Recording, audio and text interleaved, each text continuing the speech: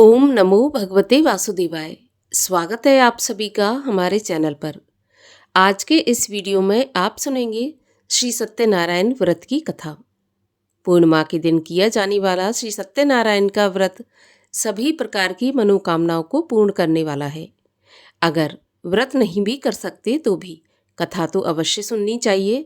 कथा सुनने मात्र से ही भगवान श्री सत्यनारायण की कृपा प्राप्त होती है और सभी प्रकार के कष्ट दूर होकर जीवन में सुख और शांति की स्थापना होती है। तो आइए शुरू करते हैं श्री सत्यनारायण व्रत की कथा। लेकिन कथा आरंभ करने से पहले आपसे एक ही आग्रह है, अगर अभी तक आपने चैनल को सब्सक्राइब नहीं किया है, पहली बार चैनल पर आए हैं तो चैनल को सब्सक्राइब करके बेल आइकन पर क्लिक कर लीजिए और अगर कथा पसंद आती है तो लाइक करके औरों को भी शेयर करिए। तो आइए शुरू करते हैं श्री सत्यनारायण व्रत की कथा। बोलिए सत्यनारायण भगवान की जय। श्री सत्यनारायण व्रत कथा। प्रथम अध्याय। एक समय नैमिषारण्य तीर्थ में शौनक आदि 88,000 ऋषियों ने श्री सूत जी से पूछा, हे प्रभु, इस कलयुग में वेद विद्या रहित मनुष्यों को प्रभु भक्ति किस प्रकार मिलेगी तथा उनका उद्धार कैसे होगा? इसलिए हे मुनि श्रेष्ठ, कोई ऐसा तप कहिए जिससे थोड़े समय में पुण्य प्राप्त हो और मनवांछित फल मिले। वह कथा सुनने की हमारी इच्छा है। सर्वशास्त्र ज्ञाता श्री सूत जी बोले, हे वैष्णवों में पूज्य, आप सबने सर्व प्राणियों के हित की बात पूछी है। अब मैं उस श्रेष्ठ व्रत को आप लोगों से कहूँगा जिस व्रत को नारद जी ने लक्ष्मी नारायण से पूछा था और श्री लक्ष्मीपति ने मुनि श्रेष्ठ नारद से कहा था। सो ध्यानपूर्वक सुनो। एक समय योगी राज नारद जी दूसरों के हित की इच्छा से अनेक लोकों में घूमते हुए मृत्यु लोक में आ पहुँचे। वहाँ बहुत से योनियों में जन्मे हुए प्रायः सभी मनुष्यों को अपने कर्मों के द्वारा अनेक दुखों से पीड़ित देखकर सोचा कि किस यत्न के करने से निश्चय ही इनके दुखों का नाश हो सकेगा। ऐसा मन में सोचकर विष्णु लोक को गए। वहाँ श्वेत वर्ण और 4 भुजाओं वाले देवों के ईश नारायण को, जिनके हाथों में शंख, चक्र, गदा और पद्म थे तथा वरमाला पहने हुए थे, देखकर स्तुति करने लगे। हे भगवान, आप अत्यंत शक्ति से संपन्न हैं। मन तथा वाणी भी आपको नहीं पा सकती। आपका आदि, मध्य और अंत नहीं है। निर्गुण स्वरूप सृष्टि के कारणभूत और भक्तों के दुखों को नष्ट करने वाले हो। आपको मेरा नमस्कार है। नारद जी से इस प्रकार की स्तुति सुनकर विष्णु भगवान बोले, हे मुनि श्रेष्ठ, आपके मन में क्या है? आपका यहाँ किस काम के लिए आगमन हुआ है, सो निसंकोच कहिए। नारद मुनि बोले, मृत्युलोक में सभी मनुष्य जो अनेक योनियों में पैदा हुए हैं, अपने अपने कर्मों के द्वारा अनेक प्रकार के दुखों से दुखी हो रहे हैं। हे नाथ, मुझ पर दया रखते हुए ये बताइए कि उन मनुष्यों के सब दुख थोड़े से ही प्रयत्न से कैसे दूर हो सकते हैं। तब श्री भगवान बोले, नारद, मनुष्यों की भलाई के लिए तुमने बहुत अच्छी बात पूछी है। जिस काम के करने से मनुष्य मोह से छूट जाता है वह मैं तुम्हें बताता हूँ। सुनो, बहुत पुण्य देने वाला स्वर्ग तथा मनुष्य लोक दोनों में दुर्लभ एक उत्तम व्रत है। आज मैं प्रेमवश होकर तुमसे कहता हूँ। श्री सत्यनारायण का यह व्रत अच्छी तरह विधान पूर्वक करके मनुष्य तुरंत ही यहाँ सुख भोग कर मरने के बाद मोक्ष को प्राप्त होता है। श्री भगवान के वचन सुनकर नारद बोले, उस व्रत का क्या फल है, क्या विधान है और किसने ये व्रत किया और किस दिन यह व्रत करना चाहिए, सो आप मुझे विस्तार से कहिए। भगवान बोले, दुख शोक आदि को दूर करने वाला, धन धान्य को बढ़ाने वाला, सौभाग्य तथा संतान को देने वाला यह व्रत सब स्थानों पर विजय कराने वाला है। भक्ति और श्रद्धा के साथ किसी भी दिन मनुष्य श्री सत्यनारायण की शाम के समय ब्राह्मणों और बंधुओं के साथ धर्म परायण होकर पूजा करे। भक्ति भाव से नैवेद्य, केले के फल, घी, दूध और गेहूं का चूर्ण सवाया लेवे।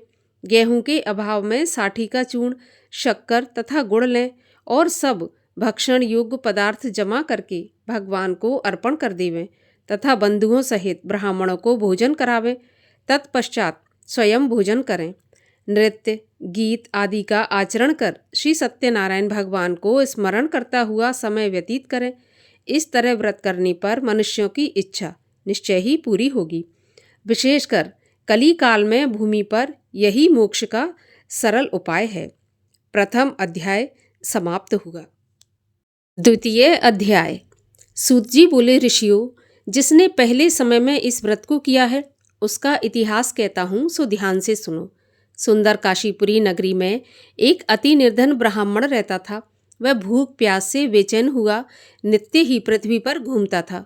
ब्राह्मणों से प्रेम करने वाले भगवान ने ब्राह्मण को दुखी देखकर बूढ़े ब्राह्मण का रूप धर उसके पास जाकर आदर के साथ पूछा कि हे ब्राह्मण, नित्य दुखी पृथ्वी पर क्यों घूमता है? हे श्रेष्ठ ब्राह्मण, यह सब मुझे बताओ, मैं सुनना चाहता हूँ। तब ब्राह्मण बोला कि मैं बहुत निर्धन ब्राह्मण हूँ, भिक्षा के लिए पृथ्वी पर घूमता हूँ। हे भगवान, यदि आप इसका उपाय जानते हो तो कृपा करके बताइए। बूढ़ा ब्राह्मण बोला कि सत्यनारायण भगवान मनोवांछित फल देने वाले हैं, इसलिए हे ब्राह्मण, तू उनका पूजन कर, जिसके करने से मनुष्य सभी दुखों से मुक्त होता है। ब्राह्मण को व्रत का सारा विधान बताकर बूढ़े ब्राह्मण का रूप धारण करने वाले श्री सत्यनारायण भगवान अंतर्ध्यान हो गए। जिस व्रत को बूढ़े ब्राह्मण ने बताया है मैं उसको करूँगा, ऐसा निश्चय करने पर उसे रात में नींद नहीं आई।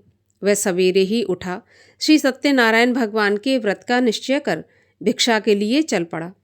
उस दिन उसको भिक्षा में बहुत सारा धन मिला, जिससे बंधु बांधवों के साथ उसने श्री सत्यनारायण भगवान का व्रत किया। इसके करने से वह ब्राह्मण सभी दुखों से छूटकर अनेक प्रकार की संपत्तियों से युक्त हुआ। उस समय से वह ब्राह्मण हर महीने व्रत करने लगा। इस तरह श्री सत्यनारायण भगवान के व्रत को जो करेगा वह सभी पापों से छूटकर मोक्ष को प्राप्त होगा। आगे जो पृथ्वी पर सत्यनारायण का व्रत करेगा मनुष्य वह सभी दुखों से छूट जाएगा। इस तरह नारद जी ने नारायण का कहा हुआ यह व्रत तुमसे कहा। हे ब्राह्मणों, मैं अब और क्या कहूँ? ऋषि बोले, हे मुनीश्वर, संसार में इस ब्राह्मण से सुनकर और किस किस ने इस व्रत को किया और हम ये सुनना चाहते हैं, इसके लिए हमारे मन में श्रद्धा है। सूत जी बोले, हे ब्राह्मण मुनियों, जिसने इस व्रत को किया है वह सब सुनो। एक समय एक ब्राह्मण धन और ऐश्वर्य के अनुसार बंधु बांधवों के साथ व्रत करने को तैयार हुआ। उसी समय एक लकड़ी बेचने वाला लकड़हारा बूढ़ा आदमी आया और बाहर आकर लकड़ियों को रखकर ब्राह्मण के मकान में गया। प्यास से दुखी लकड़हारा उनको व्रत करते देखकर ब्राह्मण को नमस्कार करके कहने लगा कि आप ये क्या कर रहे हैं और इसके करने से क्या फल मिलता है, कृपा करके मुझे बताइए। तो ब्राह्मण ने कहा, सभी मनोकामनाओं को पूरा करने वाला यह श्री सत्यनारायण भगवान का व्रत है। इसकी ही कृपा से मेरे यहाँ धन धान्य आदि की वृद्धि हुई है।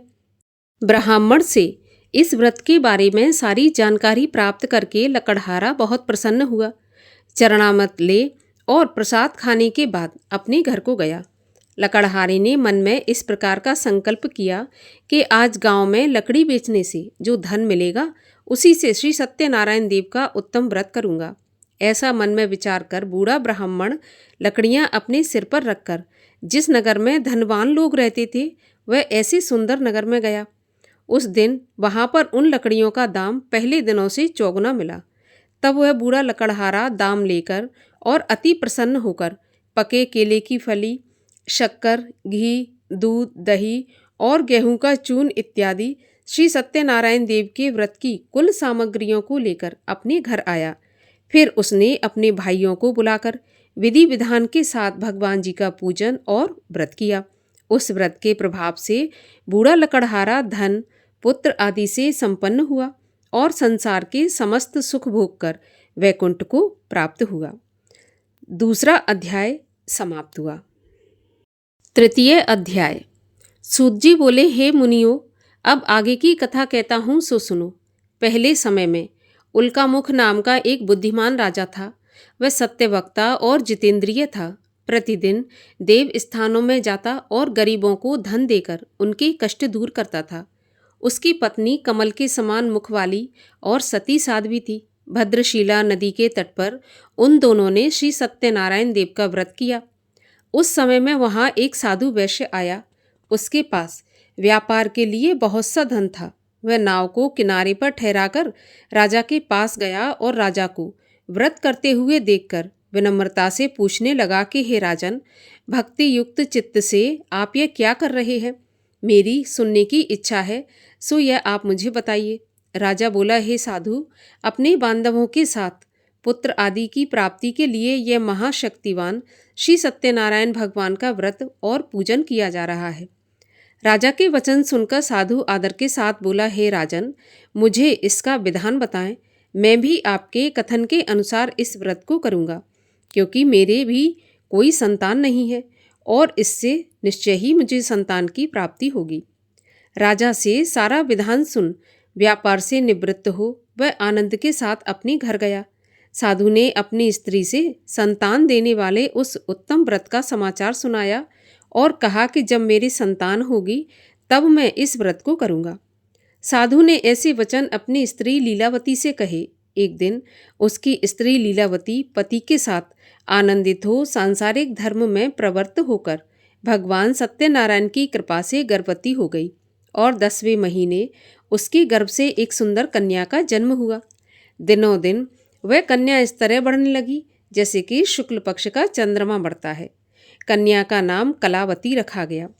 तब लीलावती ने बड़े ही मीठे शब्दों में अपने पति से कहा कि हे नाथ, आपने जो संकल्प किया था कि भगवान का व्रत करूँगा, अब आप उसे करिए। साधु बोला, हे प्रिय, मैं इस व्रत को कलावती के विवाह पर करूँगा। इस प्रकार अपनी पत्नी को आश्वासन देकर वह नगर को चला गया। कलावती पिता के घर में बड़ी हो गई। साधु ने जब नगर में सखियों के साथ अपनी पुत्री को खेलते देखा तो तुरंत ही दूत बुलाकर कहा कि मेरी पुत्री के लिए कोई सुयोग्य वर देखकर लाओ। साधु की आज्ञा पाकर दूत कंचन नगर पहुंचा और वहां पर बड़ी खोज और देखभाल करके लड़की के लिए सुयोग्य वणिक पुत्र को ले आया। उस सुयोग्य लड़के को देखकर साधु ने अपने बंधु बांधवों सहित प्रसन्न चित्त अपनी पुत्री का विवाह उसके साथ कर दिया। किंतु दुर्भाग्य से विवाह के समय भी वह उस व्रत को करना भूल गया। इससे श्री सत्यनारायण भगवान क्रोधित हो गए और श्राप दिया कि तुम्हें दारुण दुख प्राप्त होगा। अपने कार्य में कुशल साधु बनिया अपने दामाद सहित समुद्र के पास स्थित रत्नपुर नगर में गया और वहां दोनों ससुर दामाद चंद्रकेतु राजा के उस नगर में व्यापार करने लगे।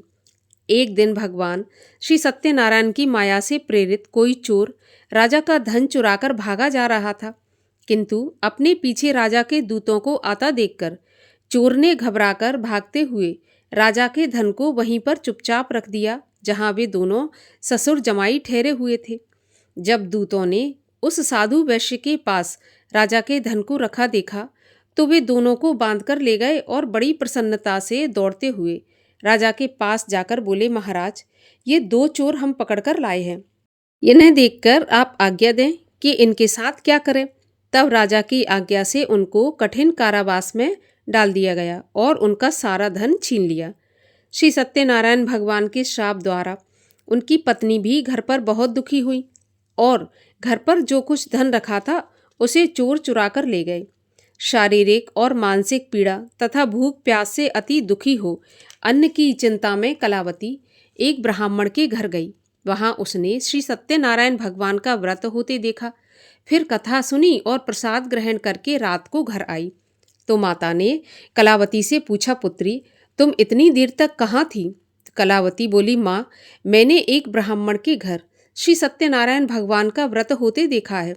कन्या के वचन सुनकर लीलावती भगवान के पूजन की तैयारी करने लगी। लीलावती ने परिवार और बंधुओं के सहित श्री सत्यनारायण भगवान का पूजन किया और वह वर मांगा कि मेरे पति और दामाद शीघ्र ही घर आ जाएं।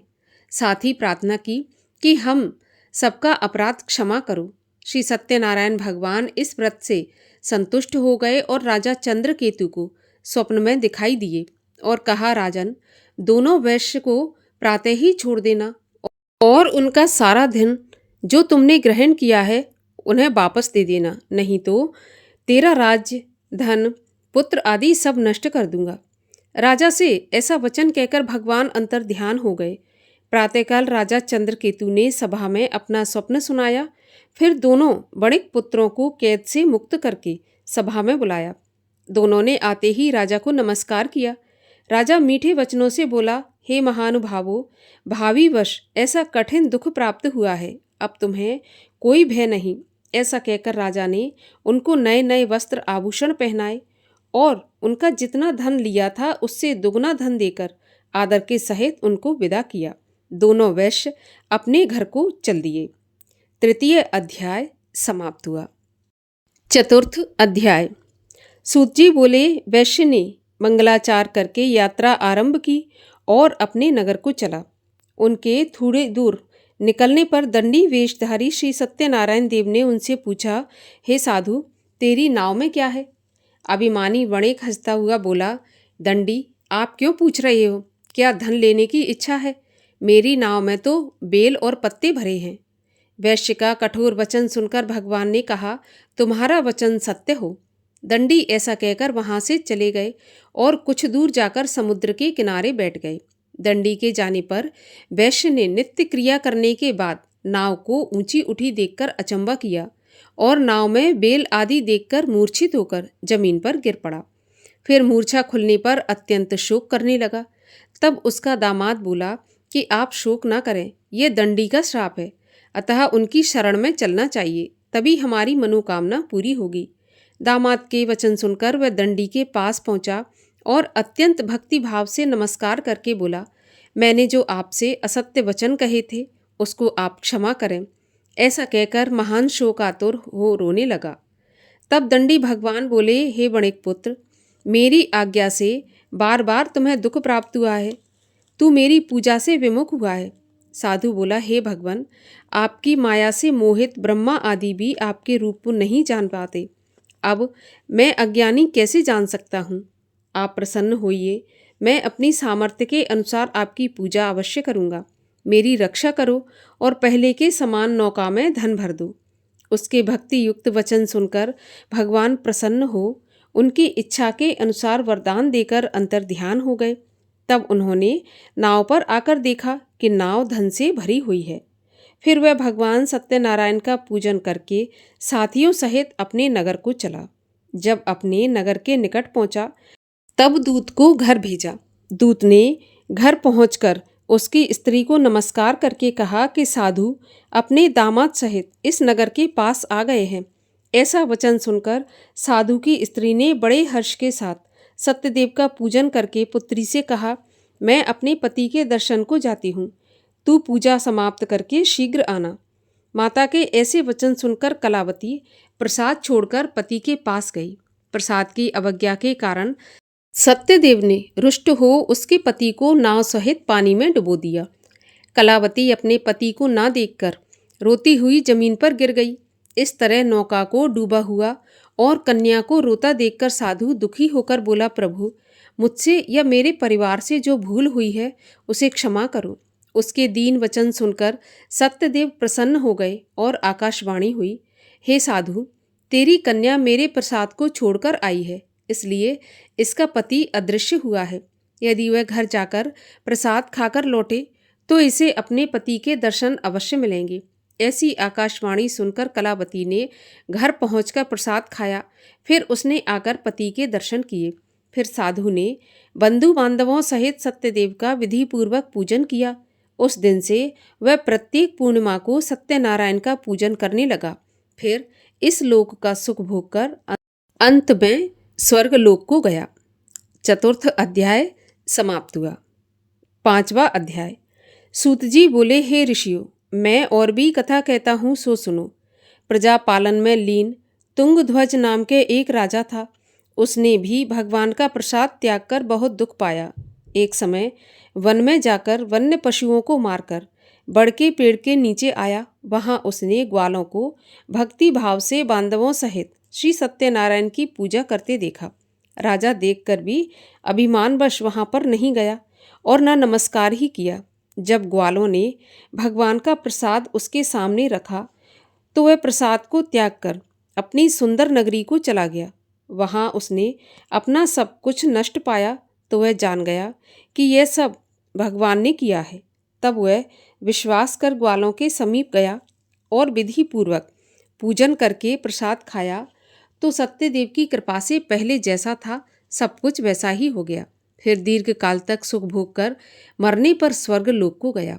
जो मनुष्य इस परम दुर्लभ व्रत को करेगा, भगवान की कृपा से उसे धन धान्य की प्राप्ति होगी। निर्धन भी धनी हो और बंदी बंधन से मुक्त होकर निर्भय हो जाता है। संतानहीनों को संतान प्राप्त होती है और सब मनोरथ पूर्ण होकर अंत में वैकुंठ धाम को जाता है। जिन्होंने पहले इस व्रत को किया है, अब उनके दूसरे जन्म की कथा कहता हूँ। वृद्ध शतानंद ब्राह्मण ने सुदामा का जन्म लेकर मोक्ष को पाया। उल्कामुख नाम का राजा दशरथ होकर वैकुंठ को प्राप्त हुआ। साधु नाम के वैश्य ने मूरध्वज बनकर अपने पुत्र को आरे से चीरकर मोक्ष को प्राप्त किया। महाराज तुंगध्वज ने स्वयंभू होकर भगवान में भक्ति युक्त हो कर्म करके मोक्ष की प्राप्ति की। पंचम अध्याय समाप्त हुआ। बोलिए सत्यनारायण भगवान की जय। और आइए अब करते हैं सत्यनारायण भगवान की आरती। ओम जय लक्ष्मी रमणा, स्वामी जय लक्ष्मी रमणा, सत्यनारायण स्वामी जनपातक हरणा। ओम जय लक्ष्मी रमणा, रत्न जड़ित सिंहासन अद्भुत छवि राजे, नारद करत निरंजन घंटा ध्वनि बाजे। ओम जय लक्ष्मी रमणा, प्रकट भये कलि कारण, द्विज को दर्श दियो, बूढ़ा ब्राह्मण बन कर कंचन महल कियो। ओम जय लक्ष्मी रमणा, दुर्बल भील कराल, इन पर कृपा करी, चंद्रचूड़ एक राजा, तिनकी विपत्ति हरी।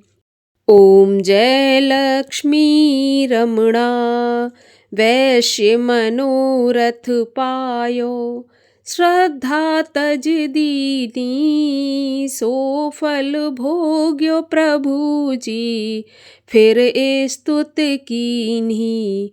ओम जय लक्ष्मी रमणा, भक्ति भाव के कारण, क्षण क्षण रूप धर्यो, श्रद्धा धारण कीनी, तिनको काज सर्यो।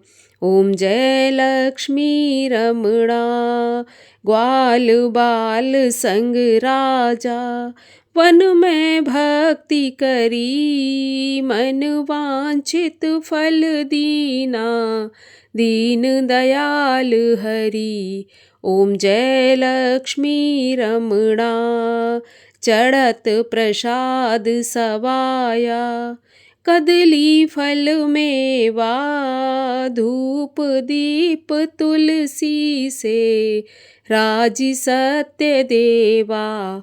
ओम जय लक्ष्मी रमणा, सत्यनारायण जी की आरती जो कोई जन गावे, कहत शिवानंद स्वामी, इच्छित फल पावे। ओम जय लक्ष्मी रमणा। बोलिए लक्ष्मी नारायण भगवान की जय।